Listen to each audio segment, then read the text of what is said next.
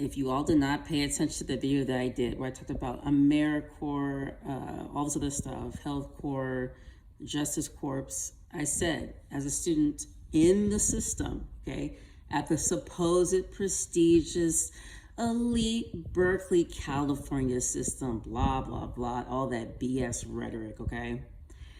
We were the first to know that the Job Corps were going to end. I told you they were going to end. I've been saying they were going to end. I told you that I got 4 fellowship opportunities, and then I got 4 letters saying that the funds were stripped. But people don't listen to Black people. You don't listen. And what's interesting about this not listening to Black people thing is that this is going to also hurt the people that it's meant to hurt. This is a class division in the United States, not just a racial one. This is straight up class against class, okay? It's the poor versus the non-poor, okay? It's clear. Now, when you hear these people coming out talking about, oh, you bums aren't working, oh, you generals are living off the government, oh, all of this other nonsense, you do not understand how the government works, okay? Everyone lives off of government subsidies. The government is there to take care of their citizens so you have a place. You can't be a dictator over nothing if no one's there, okay? You can't imprison everybody. This is what's gonna happen. Crimes are gonna rise because of this nonsense. They're going to arrest more people because people don't have any place to go. Job Corps wasn't just jobs. They housed you, they educated you, they essentially kept people out of trouble. So, this is all back to laissez-faire. This is all about free labor. Again, this is a class warfare at this point. You didn't listen to me when I told you, okay? Not to say that I'm anybody special. It's just I went through all the things that you have to go through, and I'm telling you, I was accepted into several. We got emails saying there's no funds. And I know some of you are saying, oh, don't sign up for the military. Look, there's gonna be people who sign up for the military, period, okay? It's going to happen. When people are pressured, you have to eat. If they're cutting Section 8, they're cutting federal aid funds. Guess what? Things like SNAP, guess what? People are gonna do whatever it takes to survive, okay? So I'm not shocked by this behavior. This is why I told you what I told you about when I was at Berkeley. Universities in the United States are a microcosm, okay, of what it's really like in the real world. These supposed elite people, which are just rich people who are horrible demons, okay, don't want you to have anything. They want you to be perpetually subservient to them. They want you to serve them. They do not care about you. I think it's weird that people don't understand this. Okay, I'm gonna give you a perfect example of why I also say Berkeley is BS. And I have to go back because I live in California, okay? But Berkeley spent millions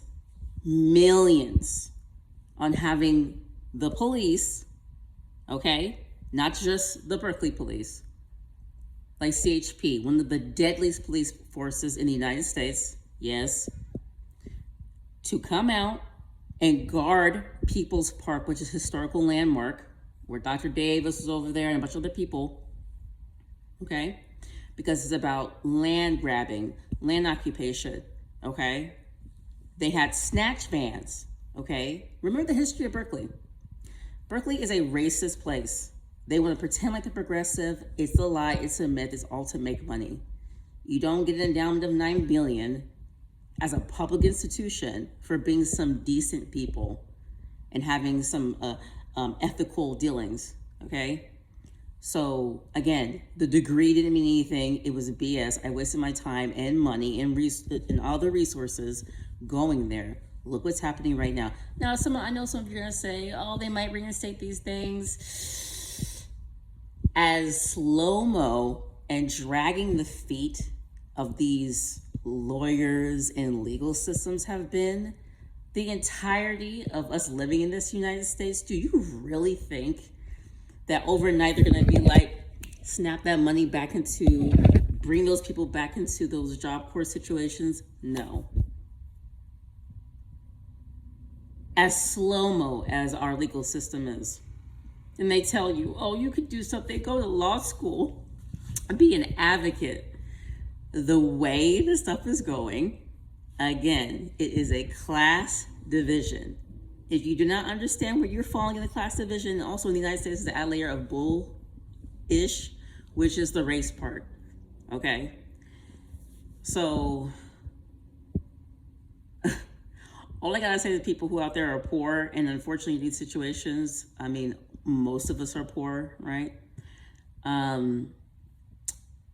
They are trying their best to bait us into a situation. I'm telling you, if there were any other way to try to bait people into, them flipping the switch and having their full militarized like government and like police force to come out and go after people, they're doing it. They're putting everything they can. They're cutting Section 8 so people can't have housing. They're cutting SNAP, food. They're cutting food. And then they go after Job Corps. Okay? So when people talk about like, oh, we want jobs, we want our people working, really? You literally cut a program that has job at the beginning. I'm done talking about this because I've been saying this. I saw the signs a long time ago. I've been saying this for a long time now.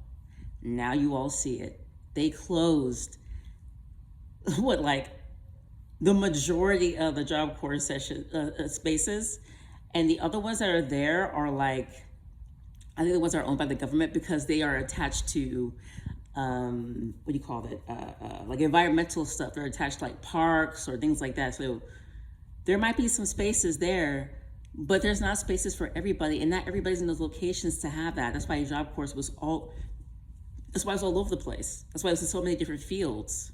So anyway, but they know this. They know what they're doing. You all are trying to rationalize with these people who don't see you as people. They don't care about you. There's no sympathy. There's no empathy. They do not care. I think that's why I get so annoyed with people protesting and stuff. I'm just like, what does that mean? If you really want a revolution, that's not going to do it. Okay? Now, people tell me that, and I do agree to this to a point where obviously I think, nonviolence is important. However, I always put an asterisk with that because I am no fool. If you harm me in such a way, and it's a brutality, because violence isn't just physical, I am going to defend myself. I am not stupid. I am not an idiot.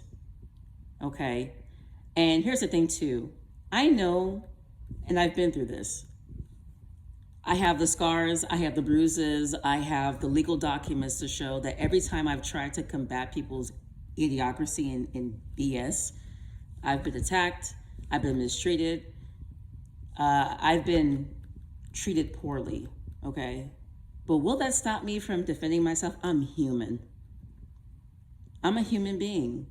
I'm a human being with a full, not even just self-esteem. It has to do with the fact that I'm a living being. All living beings fight for their right to live and live with a certain amount of care and decency, right? So as a living being, that's what I'm gonna do. I haven't been beaten down so much to this point in my life, even though I've been through a lot, that I'm gonna stop this stuff. So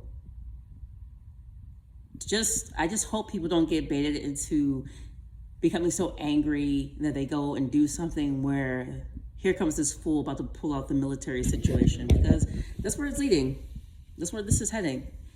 And I gotta tell you too, last thing I gotta say about this, Scott. I've been talking for a little too long, but these protests didn't stop anything. These protests that y'all did, and people putting on the TV talking about, oh, people are protesting and blah, blah, blah. Here's this rally. What did it do?